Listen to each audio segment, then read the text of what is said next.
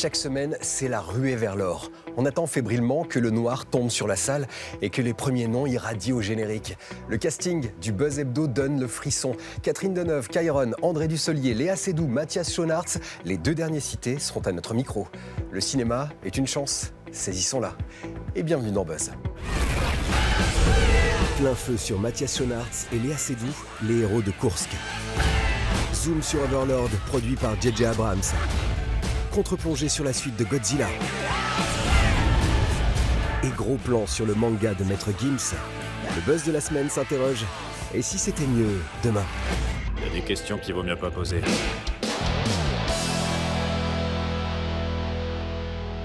Au programme du journal des sorties, les mauvaises herbes de et avec Kairon et les bonnes intentions avec Agnès Jaoui. Du coup, je m'interroge, peut-on faire du beau cinéma avec des mauvaises herbes et de bonnes intentions?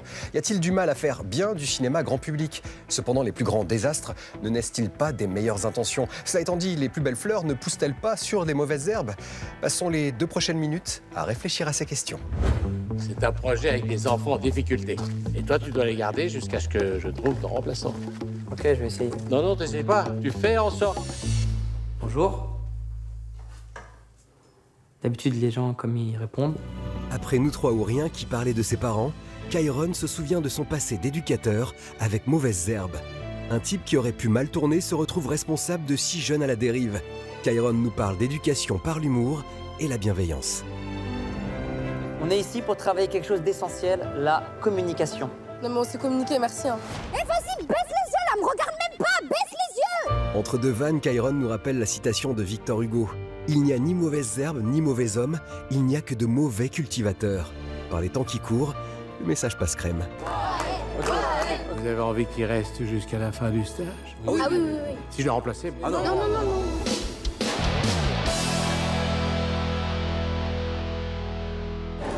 212,99 € s'il vous plaît. Je peux savoir ce qui revient au Bangladesh sur les 2,99 €? T'es sérieuse là? Mais ça va, je peux pas travailler dans l'humanitaire d'un côté et exploiter des gosses de l'autre. Tu me saoules. Franchement, je sais même pas c'est où le plan de Daesh. Les bonnes intentions suivent une bourgeoise tellement investie dans l'humanitaire qu'elle en néglige sa famille. La belle idée du film est d'avoir confié le rôle à Agnès Jaoui, symbole de l'artiste de gauche toujours prompte à pousser un coup de gueule. La comédie de Gilles Legrand en profite pour se moquer gentiment de la bien-pensance bobo. Mes élèves, ils jouent leur avenir. Ça fait des mois que je leur dis de se battre, essayez de comprendre. Je t'inquiète plus pour eux que pour nous. Évidemment que je m'inquiète pas pour vous, vous manquez de rien. On manque un peu d'une mère quand même.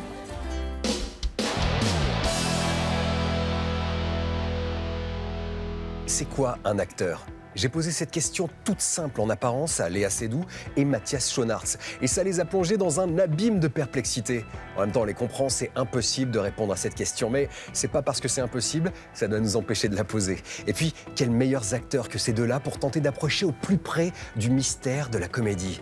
Tiens, pour vous, c'est quoi un acteur? Je sais pas ce que c'est qu'un acteur ou une actrice. On a tous des natures différentes. Il y a les acteurs de théâtre, les acteurs de cinéma. On a tous des facilités à certains endroits et des difficultés à d'autres. Nous ne sommes pas tous les mêmes acteurs. Après, je pense qu'un acteur ne peut pas tout jouer non plus. Il y a des gens qui vont aimer les acteurs comiques. Moi, c'est vrai que j'aime bien les acteurs qui me touchent, qui vont exprimer à l'écran ce qui les traverse même dans la vie. C'est quoi un acteur? C'est une question énorme, quand même. C'est comme demander à quelqu'un c'est quoi la beauté. C'est une question énorme, ça se répond pas à 1, 2, 3. Mais je pense qu'un comédien, c'est quelqu'un qui dédie sa vie en permanence à la recherche de la poésie contradictoire de la vie, dans toutes ses formes. Quand je dis contradictoire, je veux dire donc la polarité de là jusqu'à là, et à la recherche de la poésie de tout ça. J'adore les acteurs qui sont contradictoires, qui sont à la fois très féminins et très masculins. Pour moi, l'acteur par excellence, c'est Marlon Brando, pour cette raison. C'est dans le jeu qu'on peut être le plus sérieux. Et c'est vrai en plus. Être sérieux sans le jeu, c'est juste la bêtise. Mais le jeu nous permet d'être vraiment sérieux. C'est comme un enfant qui joue cow-boy et indien dans sa chambre.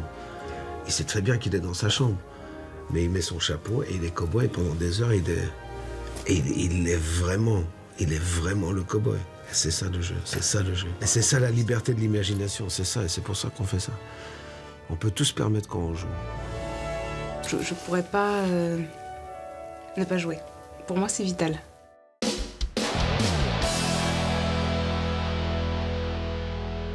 Des monstres nazis, pléonasme, contre des GI américains et la Deuxième Guerre mondiale en arrière-plan. C'est la promesse aussi décérébrée que jouissive d'Overlord, un film d'action produit par J.J. Abrams, le réalisateur des épisodes 7 et 9 de Star Wars.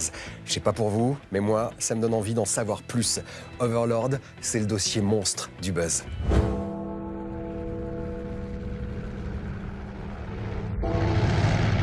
Il y a 3 mois, j'étais chez moi en train de tondre la pelouse. Le facteur m'apporte une lettre de l'armée. Et je suis là. Sans savoir où je vais finir. Overlord fait s'affronter des zombies nazis et des GI au temps de la Deuxième Guerre mondiale. J.J. Abrams est à la production de ce film bis qui lorgne sur le sous-genre du cinéma de guerre horrifique. Aux armes, etc. Qu'est-ce qui s'est passé ici? Il y a des questions qu'il vaut mieux pas poser.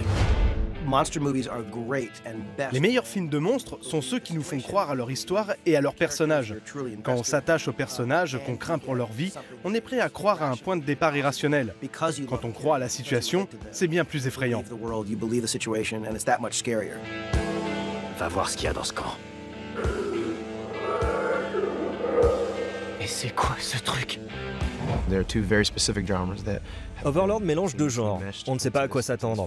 Il y a des éléments à la Band of Brothers et il faut sauver le soldat Ryan. Mais c'est bien plus un film d'action et d'aventure pendant la Seconde Guerre mondiale. Il y a plein de surprises dans cette mission catastrophe et mon groupe doit trouver le meilleur moyen d'accomplir son boulot. Une armée de 1000 ans a besoin de soldats millénaires. C'est un film de guerre, mais c'est aussi un film d'horreur.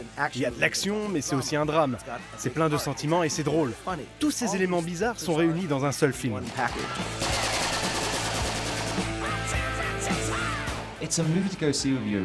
C'est un film à voir avec ses potes, dans une salle avec un public. C'est comme un grand 8. Et qui voudrait faire un tour de grand 8 tout seul? Ils font des expériences sur eux. C'est pas notre mission. On doit faire quelque chose. Maquillage prosthétique à base de mâchoires explosées, super soldats génétiquement modifiés dans des labos plongés dans une brume colorée, Overlord renvoie au passé d'un cinéma déviant qui ne se prenait pas au sérieux.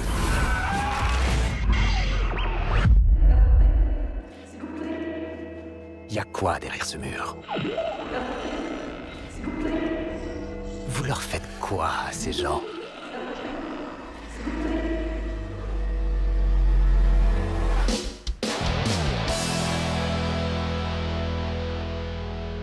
Il y a 4 ans déjà, Gareth Edwards, le réalisateur de Rogue One, A Star Wars Story, réactivait la licence Godzilla. Le monstre japonais reviendra à l'été 2019, accompagné de toute une armada de géants à la beauté singulière. Je vous invite à assister aux premières destructions de Godzilla 2.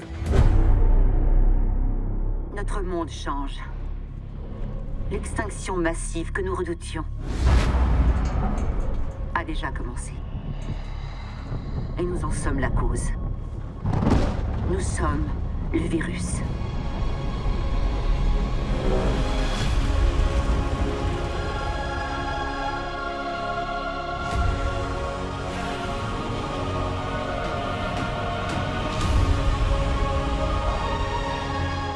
Tu es complètement malade! Je suis navrée, mais il n'y a pas d'autre option.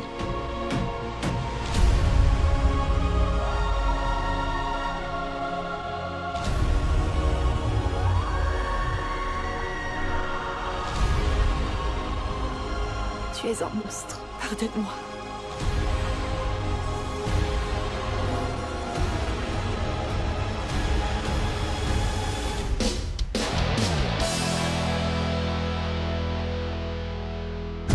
Il était une fois en Chine, mais aussi au Japon et avec des légendes nordiques.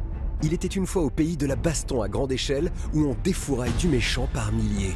Warriors Orochi mêle les univers de Dynasty Warriors et de Samurai Warriors, les 2 séries reines du genre. Clairement un défouloir, on matraque un bouton. Warriors Orochi 4 complexifie toutefois son système de combat avec magie et furie pour varier les attaques. De même, le casting de 170 personnages à débloquer apporte de la diversité. Après l'échec de Dynasty Warriors 9, le studio Koei Tecmo revoit sa formule et livre un Warriors Orochi 4 enrichi.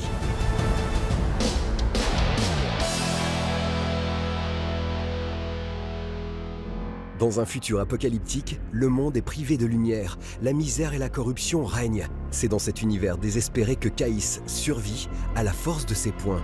Histoire sombre, combat, Devil's Relics est un Ken le survivant à la française. Sur une idée de Maître Gims, scénarisé par son frère Darcy et l'auteur de Sillage, Jean-David Morvan, et dessiné par Yoshihazu Tamura. J'aime le manga depuis tout petit. J'ai fait du dessin de l'école d'art. Et c'était un projet que j'avais. On avait cette passion de base qui est le manga. On s'est dit, ouais, voilà, t'as vu, dans le monde, c'est comme ci, comme ça, ce serait bien qu'on le fasse, qu'on le retranscrit sous cette format. Il y a un message que je veux faire passer, qu'on veut faire passer dans ce manga, c'est que oui, c'est la fin du monde en vérité. Quand on parle avec des physiciens, eux nous diront que oui, c'est la fin du monde. J'ai envie de retranscrire ça dans ce manga aussi. J'ai envie qu'il y ait un message, que ce soit pas juste du dessin, de la bagarre, etc. Qu'on reconnaisse le pétrole en fait, qu'on voit que là c'est le pétrole en fait. Là c'est l'or, là c'est la guerre menée pour ci ou pour ça. Mais dans l'esprit manga. Que ce soit Gims, ça permet de travailler avec un auteur japonais aussi, de créer un projet différent qu'on n'aurait pas pu faire autrement. Mais au-delà de ça, ce qui était le plus intéressant, c'était ça, c'était de ressentir qu'ils étaient fans de manga, qu'ils avaient envie d'en faire, et puis ça me rappelait un peu ma jeunesse. Ce que j'ai apporté de la culture japonaise, c'est un dynamisme dans la mise en page du récit.